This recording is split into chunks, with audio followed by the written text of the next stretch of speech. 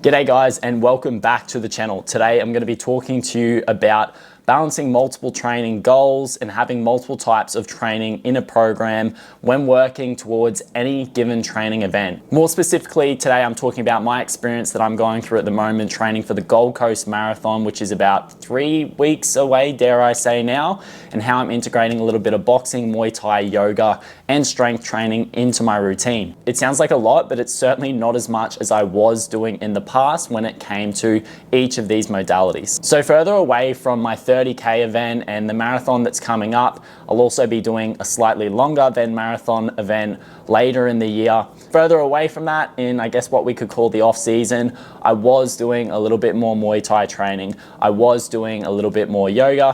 When it came to my strength training, I was hitting my legs a little bit harder in a way that wasn't so supportive of my running when I'm trying to actually peak performance in that area, as I was producing excess fatigue. So what I've started to change over time is drawing back how much of the other training I am doing. So when it comes to reintroducing a little bit of boxing and Muay Thai into my training, what that looks like is being strategic with when I do my boxing and when I do the Muay Thai. For example, I will do boxing only on a Tuesday. I'm not doing any kicking, any knees. I don't want to cause too much fatigue or have any sort of niggles coming into my long run, which is one of my most important runs of the week, on a Wednesday. When I do my Muay Thai, where I'm going to be doing more kicking and kneeing on the bags and on the pads, that's when I'll bring that in onto the Thursday session, because I'm not worried about being fatigued for my run the next day. However, I'm also considerate that if it has been a hard run and I've pulled up quite sore with any niggles, I still might refrain from going super hard on that session with respect to my running performance. Something else to add with that is when I was actually training for Muay Thai, I was training upwards of 5 to 6 times a week. On a Monday, Tuesday, and Friday, I was running 7Ks before an hour and a half session. On Wednesdays and Fridays, I was sparring and doing sprints afterwards. There's no way that I could be upholding that sort of routine whilst training for a marathon, at least not without getting injured or having a relatively shitty performance. Now, because I've only just joined up to a new gym and reintroduced the boxing Muay Thai back into my training, I'm not training anywhere near like that. Yesterday, I went in for a session that was only about 40 to 45 minutes long. It involved some shadow boxing, a little bit of work on the bag, and then some work with the coach on the pads. I'm simply just getting back into the groove of things, and I know later in the year I can ramp it up a little bit more when my training volume for running starts to pull back down, so I can then balance it a bit better.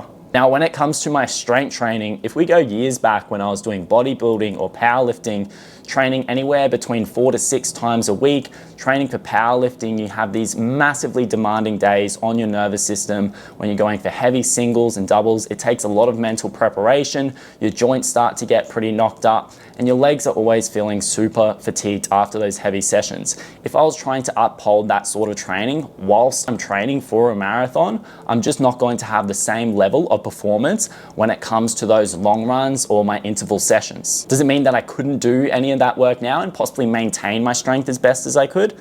No, I could definitely be a bit more strategic and prioritize my maximal strength training in my plan. However, at this point, I've chosen to knuckle down on my running, and then I'll start to bring up that maximal strength later in the year when these events are over. Now, when it comes to the bodybuilding side of things and in terms of aesthetics, I've spoken about this on the channel before.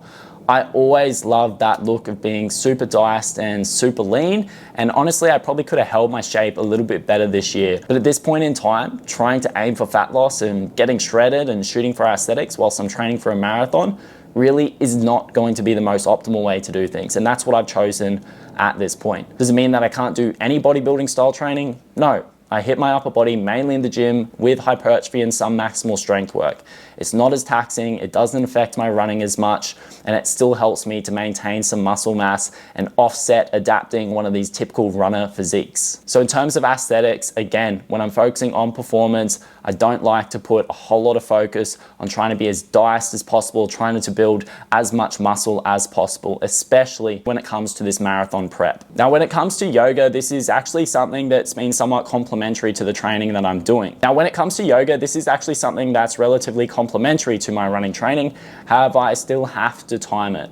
If I'm doing something like a hot power yoga class, which is generally more demanding and puts me at a little bit more risk of becoming dehydrated, I've just got to take notice of and be strategic with where I'm placing that in my week. Something else to add to that is that when I'm not working face-to-face with clients and moving around, and I'm doing online work, I'm sitting down a lot of the time. So I like yoga because it gets me to put my body in multiple different positions. I get to rotate through my hips, shoulders, through my torso. I get to move through different ranges of motions that I don't necessarily get through my running or through my strength training or even my boxing or Muay Thai at times. On the other side of things, one of the biggest things that you draw attention to when you do a yoga class or an asana class where you're just doing the poses, you draw attention to your breath. You're focusing on regulating your nervous system.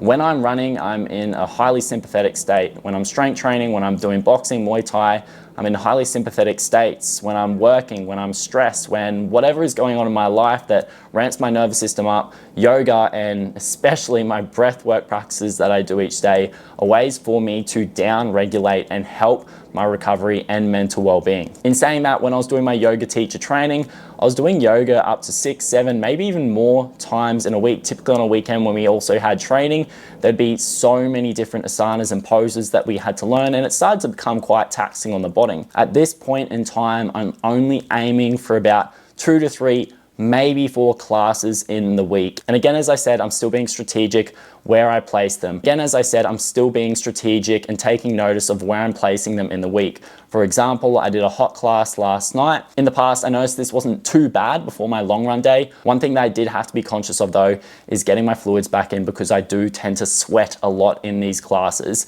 And I noticed there a couple of times 2 to 3 months ago when I didn't focus on that night before and I felt dehydrated going into that run the next day, my performance started to deteriorate. It is all about balancing your training stress and being more strategic, understanding your lifestyle, your schedule, the training that you're doing and the goal at hand, and knowing when to pull back and when to push certain sessions and where to shift your training volume at times. Understanding how to consolidate your training stresses. So maybe starting to understand how to stack 2 sessions in a training day, being a higher intensity day, and then following that up with a lower intensity day. So we can still stimulate the body, send the message to the body that we want you to get strong, we want you to get faster, we want you to build your VO2 max, but you can follow that with a day that maybe puts demands on another system in the body that is less taxing and allows you to reduce a bit more fatigue. Now, before we wrap things up, just to specify, I'm about 3 weeks out from my marathon. So if at any point in time I've got to be more strategic, I've got to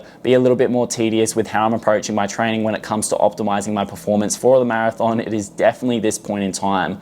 I've worked up through these last few training blocks, I've built up my fitness. Now it's about peaking that performance, reducing fatigue. Remembering that performance is the product of fitness minus fatigue. On that topic, that means that my training volume overall will start to reduce down over time. Running training volume will be dropping down through the distances on my long runs and across some of my interval sessions and the base runs. When it comes to my Muay Thai and boxing sessions, at this point, they're really not grueling at all. So I'm just gonna maintain that. When it comes to race week, I'll probably pull back, maybe only doing the boxing session on the Tuesday. Strength training at this point, there's not a whole lot of lower body volume in there. In that final race week, I probably won't hit too much lower body volume as well. I'll just get the body moving a little bit. Throughout this time period, the upper body training, I'll be pulling back to around 2 sets per exercise, maintaining intensity. On that note, when it comes to the running, I'm still going to be maintaining a relatively high training intensity for the runs where I need to. So there's going to be no major changes there, just a reduction in volume. When it comes to the race week, I will start to dial that intensity